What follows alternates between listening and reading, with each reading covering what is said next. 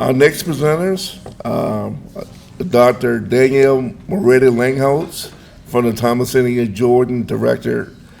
She is the Thomasina E. Jordan Director of the American Indian Resource Center.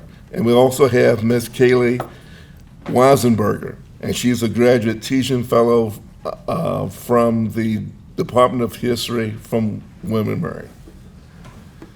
And their topic of discussion is Building Brafferton, the Founding, Funding, and Legacy of America's Indian School. And there will be a panel. Thank you. I want to start with the William & Mary land acknowledgement. William & Mary acknowledges the indigenous peoples who are the original inhabitants of the lands our campus is on today. Sharonhock and Nottoway, Chickahominy, Eastern Chickahominy, Mattaponi, Monacan, Nansemond, Nottoway, Pamunkey, Patawomack, Upper Mattaponi, and Rappahannock tribes, and pay our respect to their tribal members, past and present.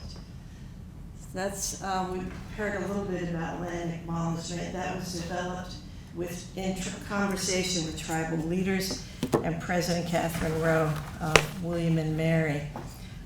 So to start my presentation, I want to thank Dr. May Edwards for the invitation, all the VTEC members, Chief Anderson, and Raven, who got this presentation up here. There's an awful lot that I wanted to talk about, and it's not possible to say open head stuff in, but I'm going to move very quickly through certain slides and then more slowly on some other points that you're going to see. Let's start with some questions. So I myself have been at William & Mary since 1995, and I've had a lot of questions about the Brafferton Indian School. I see it every day that I'm on campus, and I was very aware of what has been written about it by scholars, and that's not very much. Mostly, scholars say wasn't very successful, didn't have very many students, maybe some of the students were enslaved, has something to do with tributaries. All that's right, and not enough. But for years, I heard there isn't any more info. The other thing that made me go back and start a long slog through various resources was conversations. Some of you may remember some of the tribal leaders are no longer living that I worked with this issue. NCAA calling out William & Mary for the feathers, saying it's a mascot. At that time, the dean of William & Mary called me and said, okay, what should we do? I said, I'm not going to make that decision, but I'll tell you what to do. Call the chiefs, then 8 state recognized tribes, ask them what they think. So I'm going to summarize. Everybody was called separately, everybody took the call from the dean. I was on the call, so I can verify essentially what was said. 1, we don't want mascots. 2, I'm not sure feathers are a mascot. 3, more importantly to me, it's interesting, you haven't called for 200 years and you have our number and you're calling about this. Seriously, where have you been? You haven't called us. The story about the feathers ran nationally. Then what started happening, calls to my office. Hello, the Delaware tribe calling? Brafferton Indian School, we think we used to be there. Are you still taking the students? I didn't really know what to do. Transfer to admissions. I don't want to say, kept once or twice a month after this story for maybe 2 years. Calls from different areas. What did that make me think? There's a memory somewhere out there about the Brafferton Indian School that was not remembered on our campus and in a lot of scholarship. So I consider this, I'm not going to read everything, sort of the received history. I began to have questions about the received history, what we're told about it. I've already mentioned that. And again, some of this is true, very much fragmentary records. What are you going to do when there are gaps in the records? And I thought with my students, I'm an anthropologist, suppose I looked at the fragmentary records with a new lens. Not just what is missing, but rather the lens, if I examine the Brafferton Indian School within a wider network, a basically transatlantic network, as mercantile capitalism is emerging, how does the Brafferton Indian School fit within the world of trade, politics of state, the colony, England's colonial interests, its enterprise in North America in the 17th century, 18th century? What would be revealed? So that was kind of what I started to do. Also started to look at other boarding schools. This work is ongoing, by the way. And actually heard someone announce it something last night. Oh, the Brafferton's the first Indian school. That's not true. In terms of British finance, it's going to be Harvard, and I'm going to talk about that a little bit. So this is ongoing. Lots of questions. How is the Brafferton different and the same as these other schools? So I'd like you to kind of think about that during the talk. So just very briefly, Harvard, and I went up to Harvard, looked at their materials. It's the first English colonial school, 1655, founded by SPG, Society for the Propagation of the Gospel, Church of England, okay, funded there. Closed pretty early on, actually. Please remember this number, 5 students. Harvard had a total of 5 students between 1655 and 1698 until that stopped, 5.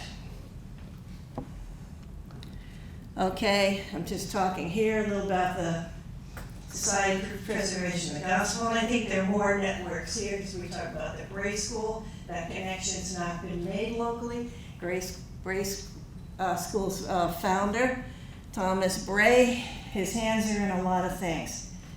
He is trying to promote Church of England doctrine. He is really worried about dissenters of the Church of England, so there's a whole ecclesiastical line of thinking in this story that's been only lightly touched upon. I put this in here. As soon as I talk about boarding school, people think about Carlisle. And it's hard to pick up the paper at present without hearing and reading about, not hearing from the paper, reading in the paper, trauma about boarding school. Look at these pictures. This is not Brafferton. The Brafferton is a boarding school. It is a colonial school. All males, we see girls, boys. So questions, how is it similar? How is it different? So my focus became the founding story. What's behind the story? I had some questions because it's really an interesting building. It's a magnificent building on our campus. The building itself was constructed in 1723, opened and finished in 1723. If you look at that date, you realize next year is the 300th anniversary of that building, not of the school. School was up and running, going before the building was completed. So it's a strong visual symbol on our campus, and I don't know that it's a welcoming symbol to Native people. So it's a lot to think about there. But just to let you know, the research was done with numerous students of mine between 2001 and 2017. And where do we go? Archives in Virginia, Boston, Carlisle, Pennsylvania, Lambeth Palace, London, York University. Various students. I had my husband take me to the village of Brafferton, England, drive around there, talk to local historians, National Archives in Washington, D.C. What can we find? Let's put our own eyes on those original documents. Let's really re-examine the story. And we found it's a very complex story of Ecclesiastical Networks of the Reverend James Blair, who's considered the founder and the first president of William and Mary. So here are William and Mary. I don't have a lot of time to go into this, but they're the king and queen, first cousins, married. I'm going to come back to this. Here's this guy, it's very important. Most of you probably haven't thought about the Bishop of London, Henry Compton. He's a really important fellow in this story. Compton is the mentor of James Blair. This is kind of like one of these TV shows where you figure out, oh, there's like an inside story. There's a very much inside story here when you go through it. Compton also was the tutor of who becomes Queen Mary. Compton did the marriage ceremony for these two first cousins. So now you see, here's Blair. He is in thick in London, okay? Blair needs money, he wants to start a school. He's got to have some seed money. He gets some seed money from the Queen. He gets some seed money from Society for the Propagation of the Gospel. 95 pounds has to be split. Harvard, and some coming to William and Mary. But Blair knows I need a lot more money than that. I can see that the Bishop of London says, what I can't tell if they met prior to his death. This is Robert Boyle, the scientist. Boyle is one of 13 kids of about one of the richest families in the UK at the time of his death. He's sitting on a lot of money. He has previously funded the translation of the Bible in one Algonquian language. So what did the bishops know? This guy's on his deathbed and he's got a lot of money. No kids, he's not married. The bishops arrange a meeting with the executors of the Boyle will, and they say, you know, your late brother, God bless him, he really cared about Indians. Well, we're going to have a school in Virginia, and we're going to train Indians, and we're going to need some money. And I think this story moves the charter language into saying William and Mary very early in the charter is going to be a school for Native people. This gives me a sense of a new approach on the founding, how the money came. So what really happens? And I don't know, this is the charter. The language is in here. You can look online and see the charter. I'm going to go fast. Here's the excerpt from the charter. It's in the first section. This I will read. So what's the goal of William and Mary? That the youth may be piously educated in good letters and manners, that the Christian faith may be propagated amongst the Western Indians. That's all the you everywhere in the English domination of the area. And to found and establish a certain place of universal study or perpetual college of divinity, philosophy, languages, and other good arts and sciences. So, that led me to think, and scholars said, money came from the Brafferton estate. Well, what does that mean? Where is the Brafferton estate? What does that look like? I found a note in my search of archives that said in 1929, the president of William and Mary went to England to search to see if any monies was left from the Brafferton estate that could be brought to our college. They were kind of unsuccessful, but they found a map. Everybody has a map on the front, on your table. It's hard to see. This is the map blown up. And today Andy talked about a misplacing of a map. Andy, this map on skin, hand drawn out in 1771, thank you. Dan White here is helping me. Was misplaced for 86 years in Swan Library. I've been looking, not all 86 years, I'm not quite that old, but I've been looking for a long time. And a librarian called me and says, come over, could this be it? We found this thing on the top shelf. So on your tables, It's a small version of this. We've now had it cleaned. This has been on display. I'm gonna have it on display for the upcoming Charter Day. But what does this have to do with anything? A lot. This map shows that the Brafferton estate, 1,600 acres, was purchased for £5,700, which is an enormous amount of money in the late 1600s, and divided up. The map is divided up into these drawings. All of these areas were rented out to tenant farmers, and twice a year rent was taken from everybody, and the monies were sent to Virginia, first to an agent in London, then on to Virginia, in order to support the Indian school. There were no dollars at this time to try to calculate what £5,700 meant at that time. It's at least a $2 million land purchase. How much money, my idea is how much money then is generated from this? What built the Brafferton? More than that, the other things in reviewing the charter for the college, which is online, you can see in the charter it says a penny a pound of tobacco duties. Any pound of tobacco that's sold, a penny of that goes to the college. You will also see duties on skins and furs. Money goes to the college. You will also see that the carving up of in native land, surveying of native land, money goes to the college. When you think about it, what built the College of William and Mary? It's native tobacco, native labor in skins and furs, the sale of native lands, and money from the Brafferton estate in the UK. So there's tobacco, sale of skins and furs. The Herman map suggests, here it shows you the 20,000 acres of Nottoway and Pamunkey lands that were surveyed, and the money went to the college.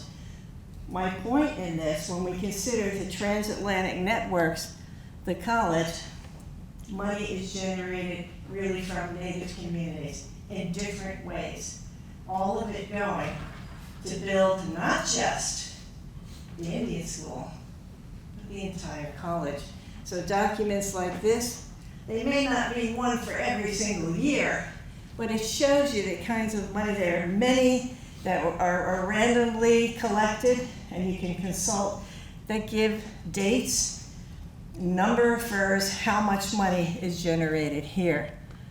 And this is the map that Vanna White was holding up, that you have at your tables.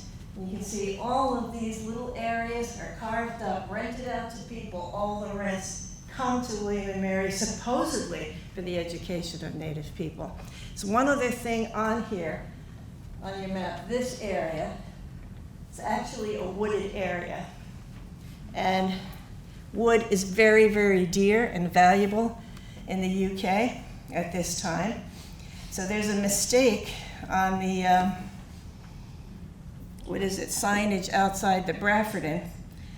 It says, all these monies came, the school closed the American Revolution. That's right, because people thought Brafferton State wasn't kicking out any more money. There's a little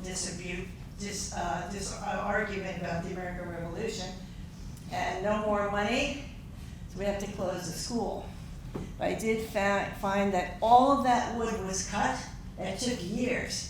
The wood was sold in the UK, and the money was sent. It came to the college after the revolution.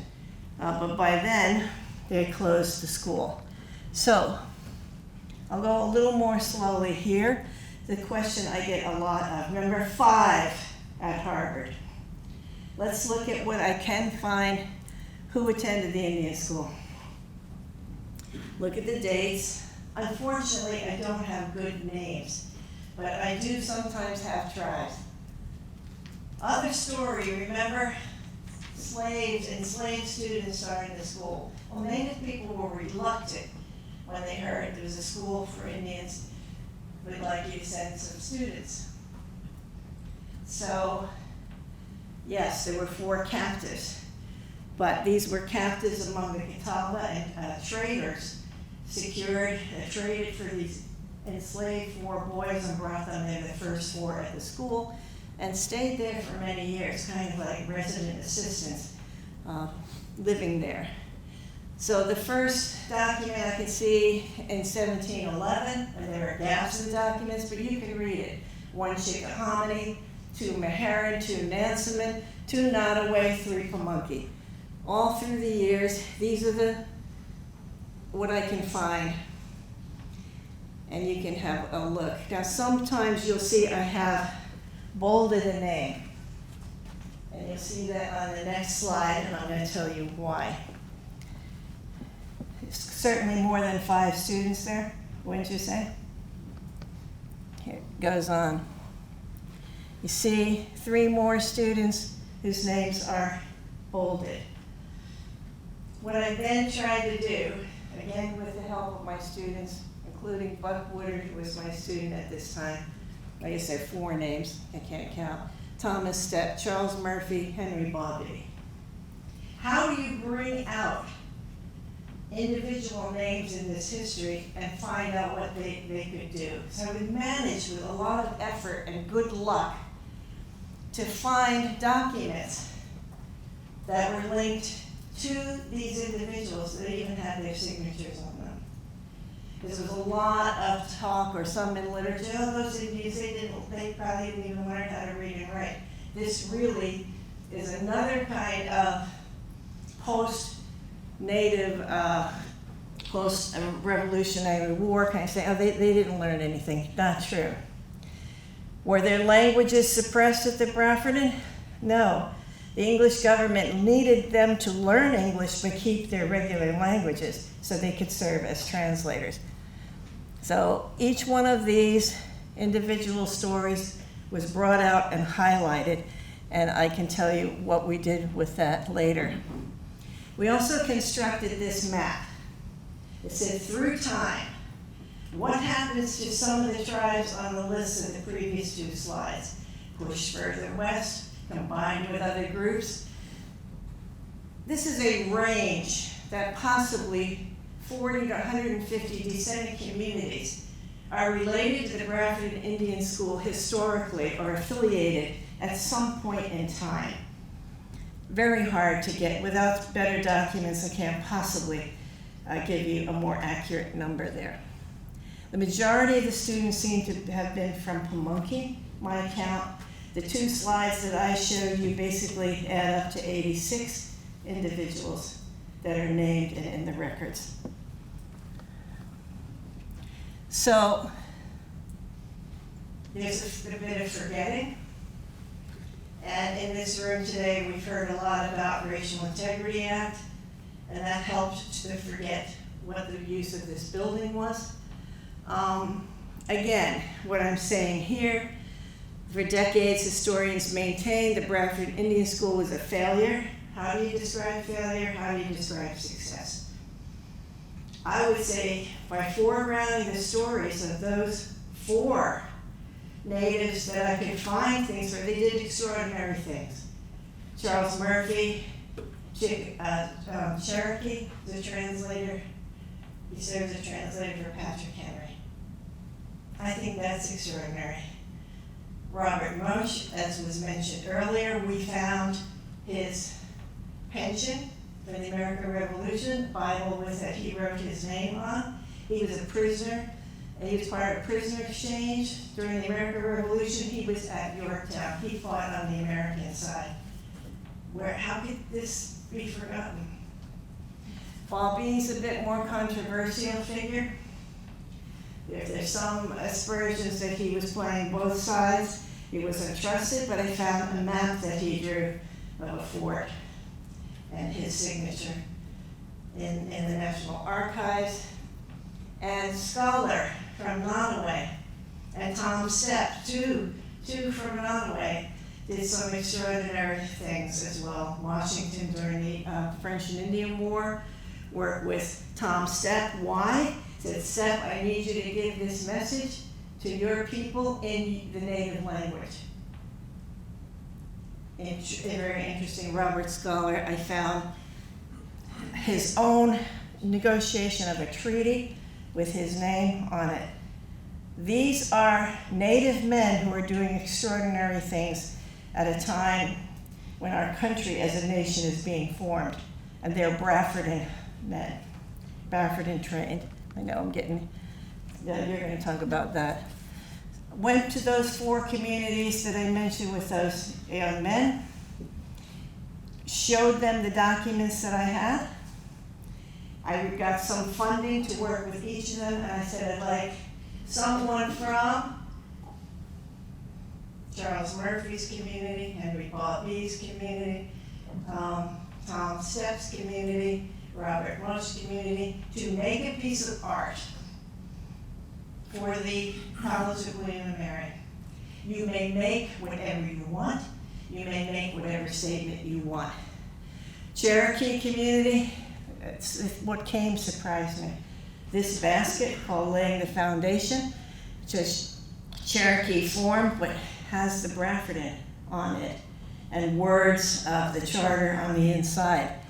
They thought the Brafferton represented a time when they were important in history and important political units as England tried to hold the continent against the French. This is the Wyandotte piece. President Rowe has this in her office.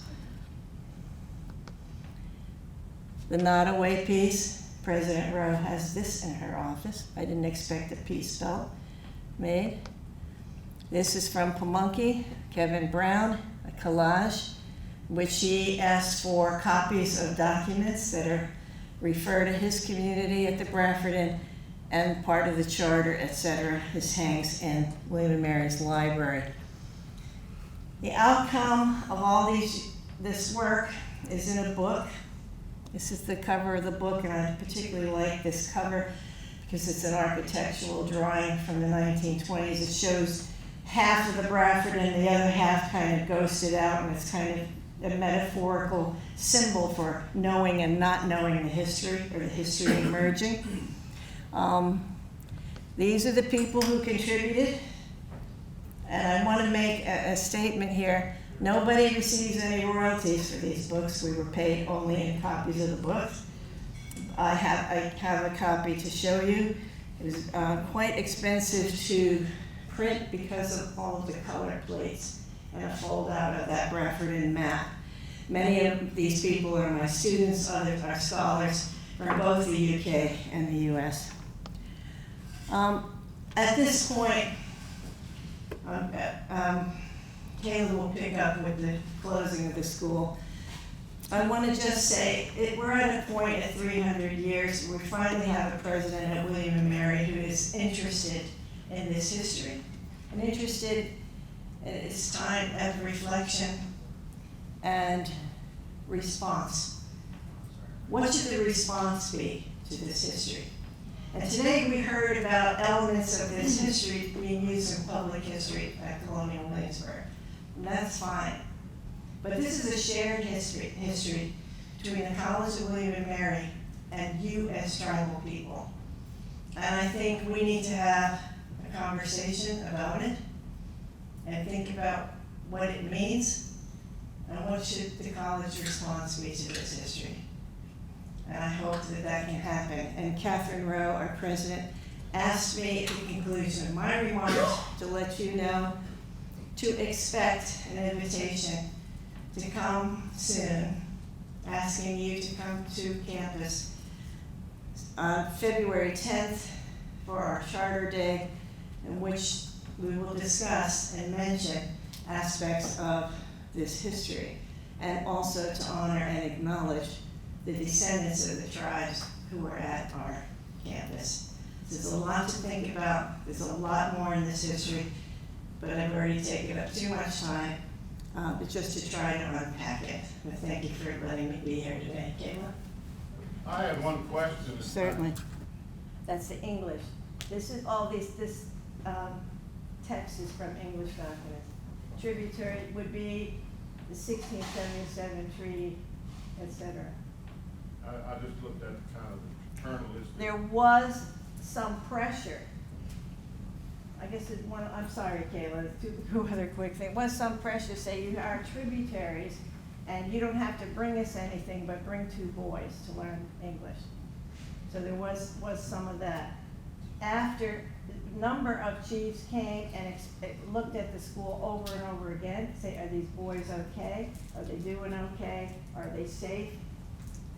They're not enslaved? Or when they came to see the governor, they'd come and say, you know, one of ours is here, I want that one, come with me to translate. I had something else to say and I forgot it. Go ahead, Kayla.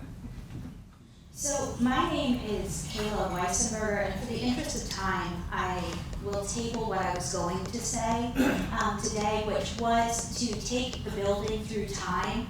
The building served as an Indian school right up until the Revolutionary War, and then it was shuttered. The building then serves multiple uses for the William and Mary community, but it is a piece of living history. It is very much multi-use, and when we think about what this building's legacy is, it is not frozen in time. It is there to be used and to be a focal point for relationship building, and I think that's very important. And I would invite all of you to reach out to William and Mary. Please use me as a focal point if you wish.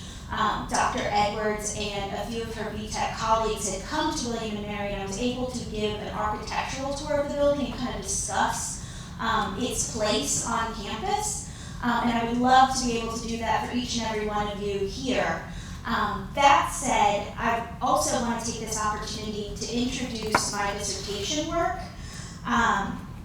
which explores how William and Mary and its various stakeholders have evoked Indianness, and I do that in air quotes because what does that mean to Anglo-American communities over time?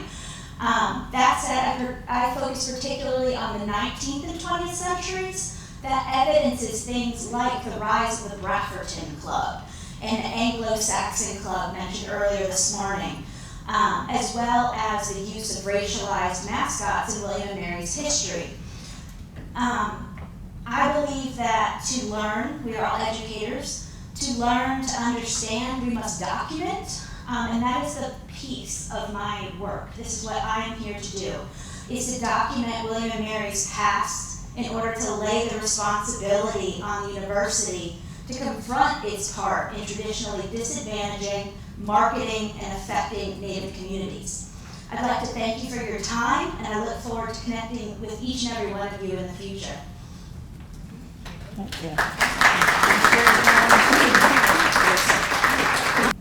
The names are often not recorded.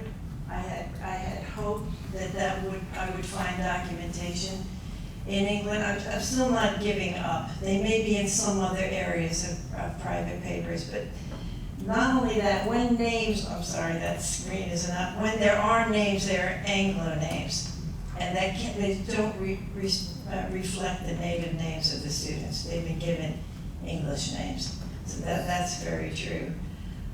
One thing that's makes me, I don't have time to go into it. Blair was supposed to make annual reports to the Bishop of London, but he would go over there. And I think he was, I'm imagining, he's just pals with the bishop, so he can just say, hey, things are great back home. I'm just going to give you my report orally and not write it down. I've been to the archives of the Bishop of London to go through those papers to look for names of Virginia Indians and other native boys.